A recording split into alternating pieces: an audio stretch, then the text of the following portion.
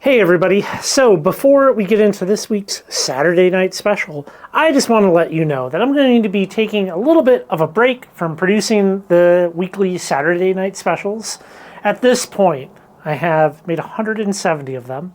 We've touched on about 455 topics, and I have stood over there and monologued about rocks for a little over 39 and a half hours. And I want to take a break from it. So pretty much for January, I'm going to be focusing on other things, primarily the website and doing some more podcasting with Sarah. So if you haven't seen currently rockhounding.com, head on over there, get a good look at it. Over the coming months, there will be a lot of things being added as well.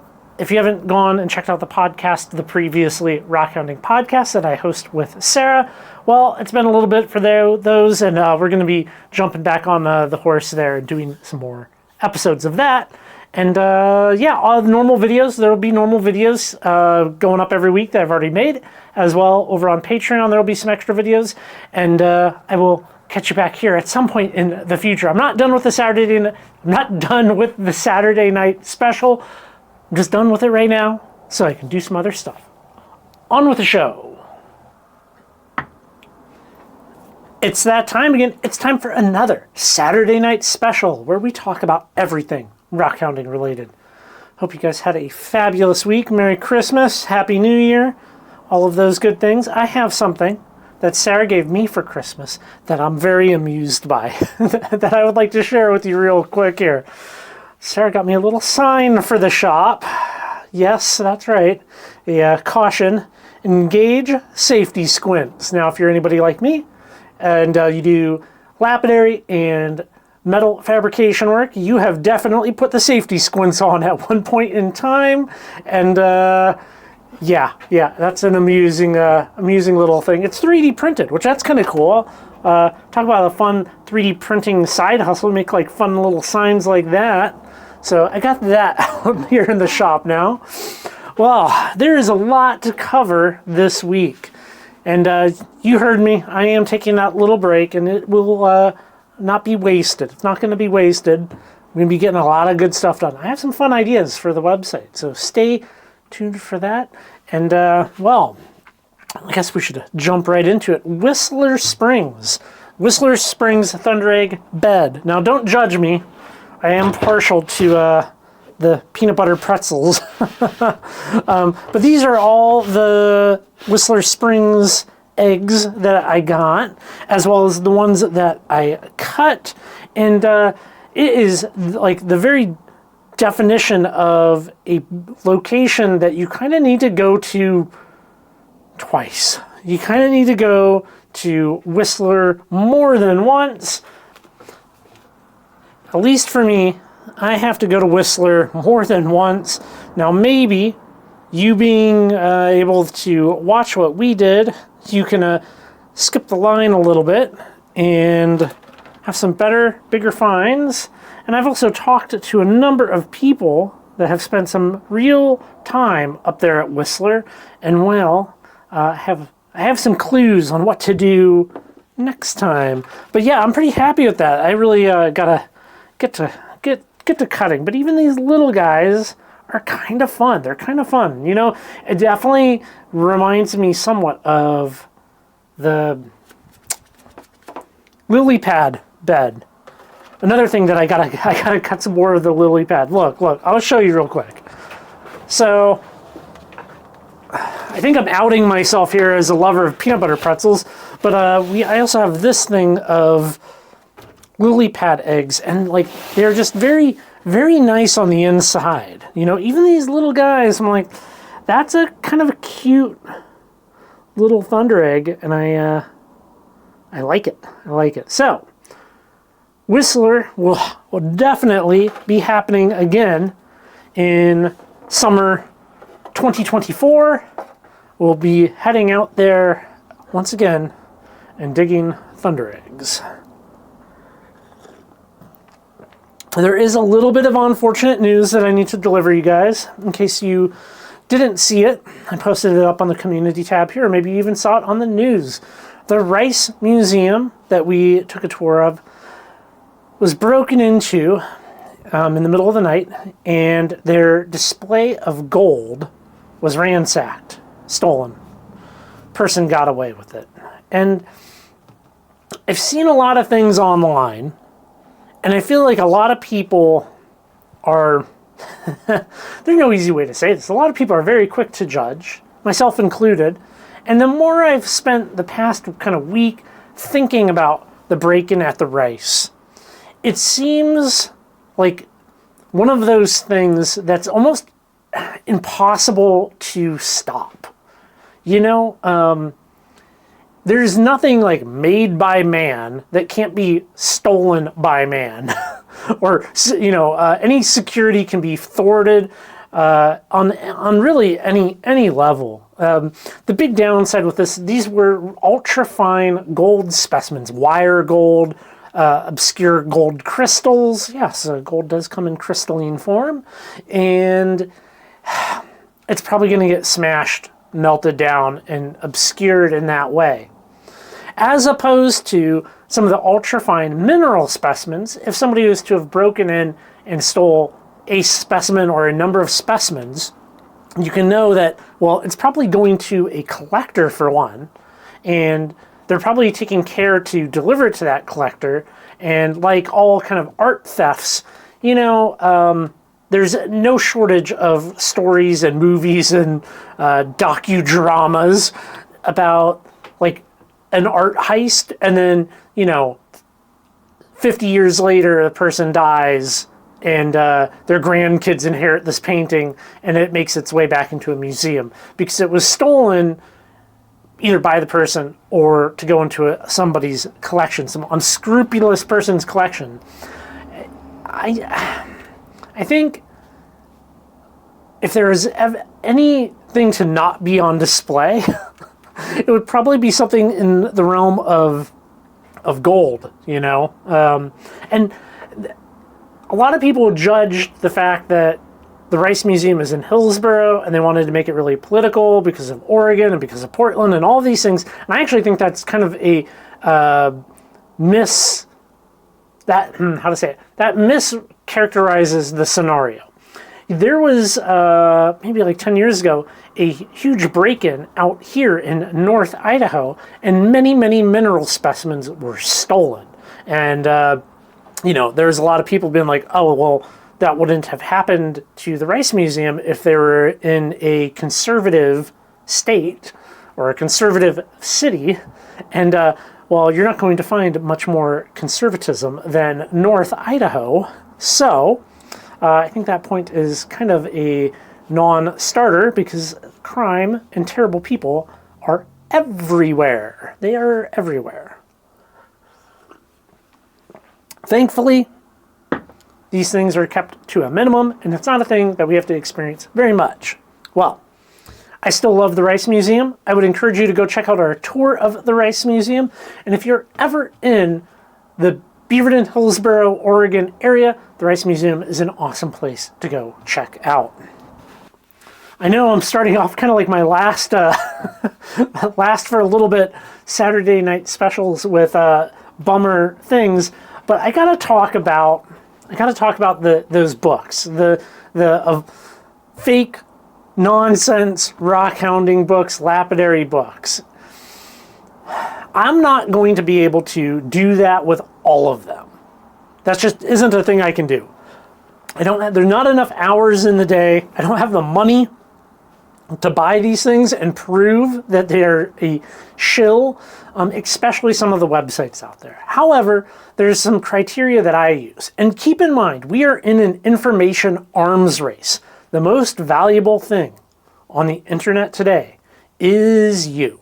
It is your eyeballs, the things you give attention to, and that is big money. That is currency. You know, you guys watch the Saturday Night Special, and you know, I hope that a couple of people convert over to Patreon, and in a way, it's like attention equals money equals me doing these videos, and that's kind of the how that goes. That's on my like teeny tiny scale, right? Big scale, a lot of eyeballs, get shown a lot of ads generally, get sold a lot of things. And being mindful of that and guarding your own attention is what you need to do. The books are kind of a clear, easy thing to get and test because it's this physical thing, you know? However, there's numerous websites and more websites popping up all the time that are trying to get your attention, and they are using bad information. They're using AI-generated information, and even if an AI content detector doesn't work on that website or that article, that is kind of the AI arms race. You generate an AI language model, whatever algorithm, and it beats the current detectors, and then the current detectors have to catch up, and it becomes like a loop. It's an arms race. It's an arms race. It's like Russia and America, Cold War style. How can we stay ahead? So I wouldn't trust that. But here's the thing: what you can trust. Are these articles, are these websites being ran by real people with real faces, posting in real ways, using common language, not referring to rockhounding as a good old pastime, like speaking like an individual? If somebody is producing articles under one name and on a huge range of subjects, like they're doing top 10 lists, they're doing, like 50 calcite locations that you've never heard of, and then the next week or the next day they're doing a thing about napping, and then they're doing a thing about rock tumbling, and they're doing this thing and that thing and that thing. No one person can be an expert enough to write all of those. I guarantee you, they are pulling the wool over your eyes. Now, it gets worse. It gets worse. There's some websites out there. I'm not going to name them because I don't want to have anybody giving them their attention. They are selling rockhounding spots. So now you might say, like, okay, well, yeah, but what about the books? Here's the thing. These rockhounding spots are not good. They are old. And I'm going to tell you how you can find them yourself for free. Or maybe you're like me and you want a book and you want to find them. So here's the thing. If you live in the state of Washington, all of those rockhounding books where you're like Rockhounding Washington, Gem Trails of Washington, all of that, right here. This is where almost all of them originated from. So when people are like, hey, Lars Johnson's book is the most amazing book, well, no. You can, we can go back to the 1960s. We can go to the inventory of Washington minerals. And in the front here, well, not only is it like a very nice book, it lays out all these different occurrences of things. It goes in depth. We have, where is that? We have all these range and townships, okay? And yeah, you can convert range and township to GPS, and that's basically what people are doing. So take this, took the locations, used a converter, and they're just calling them like, yeah, this is what is there. This is what was thought to be at these localities in 1960. This is actually based off of a bunch of like geologist field notes and like handwritten diaries, some of which I have, and some of these locations before getting printed in here had never been checked. This is basically a book of what ifs and clues, not necessarily stuff that is going to be there today, and not necessarily stuff that was there in 1960. It is a book of rumors and wild goose chases, but they're not saying that. They're passing them off as real. So, just so you know, you can actually search Bulletin number 37, Inventory of Washington Minerals, Non-Metallic Minerals. I have part 1 and part 2. Part 2 is like a book of maps, which they're like the most giant maps. I think I've unfolded them once on my dining room table, and they're big. They're big. But you can go check that out if you are a Washington local. But this is the type of thing that is now happening for every single state. People are doing this as like a side hustle. So, don't trust it. Don't trust it. You're going to get burned, and you're going to burn a lot of gas getting burned following their directions.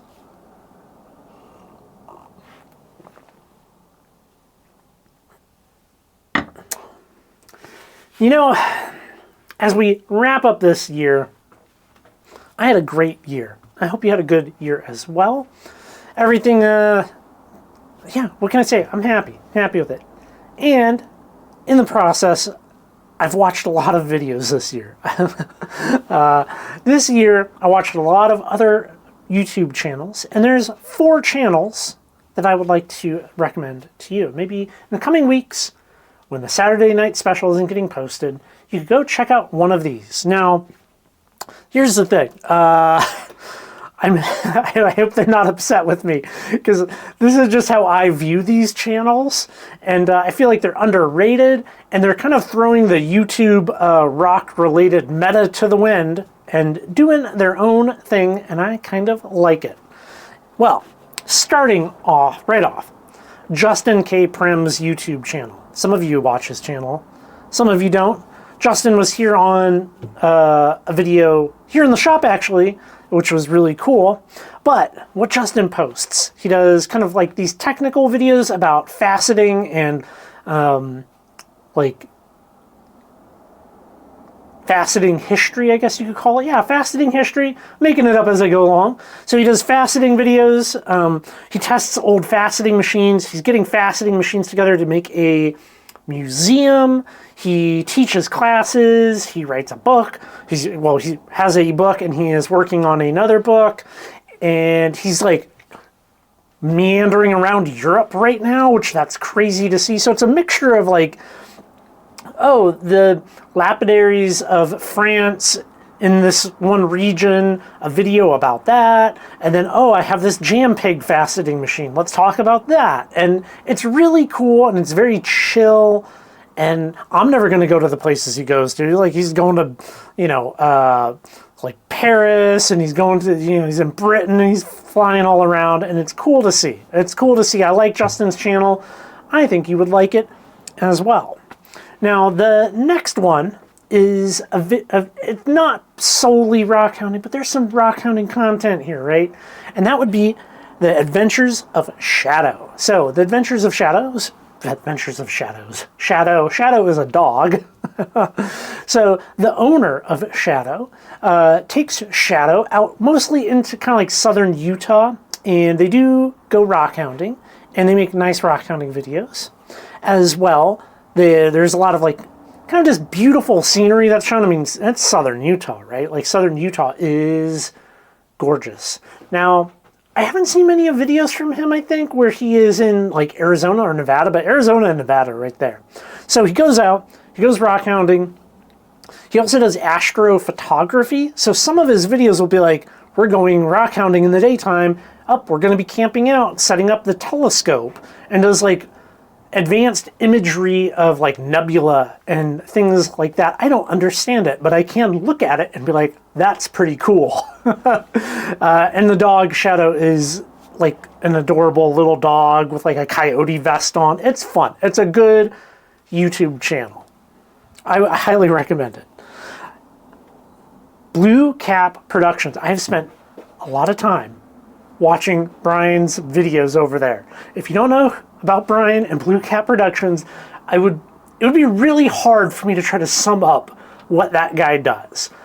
But what I will say, when he says something is awesome, or something is amazing, or this is world class, it's like legit. It is actually those things. He's getting interviews with like the biggest mineral dealers, seeing the best collections, documenting these things. It's fabulous long-form content that more people should be checking out. It is good content. This one's a little niche. This is my last recommendation. Last one. Steve Sorrell. I hope I'm not butchering your last name there, buddy. He hosts the Micromount Club, Micromount Club, on his YouTube channel. They do like these monthly like Zoom calls. Maybe it's more than monthly. Whatever. Anyways, so they get basically experts in the world of mineralogy to put together these presentations. It's often geared towards the smaller minerals, but there's some fascinating stuff in there. It's absolutely like, if you want to learn about minerals, that is an excellent place to go watch. I just watched the Mount St. Hilaire. Hilaire talk from Quentin Wright, and it is just I'm gonna have to watch that like 3 times. 3 times. I can count 3 times because it's that level of quality, and it gets very little views. So if you're into minerals, go check out the Micromount Club. If you just want to see like giant, beautiful, huge mega tourmalines and other things that you're gonna be like mind blown, and not in a fake way, but in a actual way, Blue Cap Productions is a good place for that. If you like cute little dogs, looking at space and neat southern Utah rocks, Adventures of Shadow is a good channel. And Justin K Prim for everything faceting. He's producing a book about the history of faceting in America, and since I love history stuff, even though I don't have a faceting machine, I am 100% going to be buying that book, and hopefully we can get him on it, because I like things. Well, all right, everybody. Thanks for coming by, hanging out with me in the shop, listening to what I have to say. Please go check out the website progressively over the coming months and well, actually, you know what, forever. No, go to the website every day and then check it out. All right, y'all. Next week, I have a very fun video that we shot this past summer that I'm looking forward to sharing with you, and you will definitely enjoy it, and I'll catch you then.